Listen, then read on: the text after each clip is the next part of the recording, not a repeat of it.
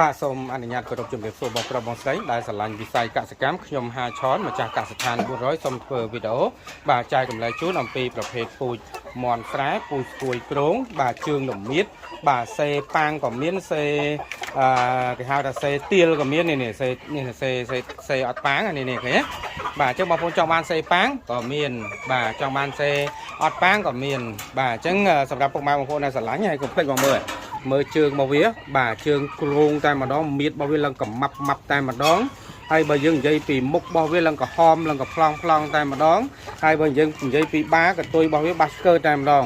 បាទអញ្ចឹងសម្រាប់ពុកម៉ែបងប្អូនដែលស្រឡាញ់ហើយចង់បានពូជមន់ស្រែស្គួយគ្រងជើងលមៀតមៀតធំពងច្រើនធន់ជំងឺធន់អាកាសធាតុបាទកុំភ្លេចបាទនឹកដល់កសិដ្ឋាន400បាទជាមជ្ឈមណ្ឌលរកកំណត់ថ្មីជាមជ្ឈមណ្ឌលផលិតពូជសត្វចម្រុះបងប្អូនអាចស្រាវជ្រាវបងប្អូនអាចតាមដានបងប្អូនអាចមើលស្រឡាញ់ពេញចិត្តបាទមុខរបស់ណាគឺមាននៅទីនេះគឺយ៉ាងច្រើនសម្បូរបែបលើវិស័យកសិកម្មបងប្អូនកុំភ្លេចចង់ពង្រឹងសមត្ថភាពសូមនឹកដល់កសិដ្ឋាន100កសិដ្ឋាន100គឺជាទីទុកចិត្តសម្រាប់លោកអ្នកផ្ដល់សេវាកម្មផ្ដល់ការប្រឹក្សាសហការទិញលក់ជាមួយពុកម៉ែបងប្អូនរាប់ឆ្នាំបាទនេះបងប្អូនណាបងប្អូន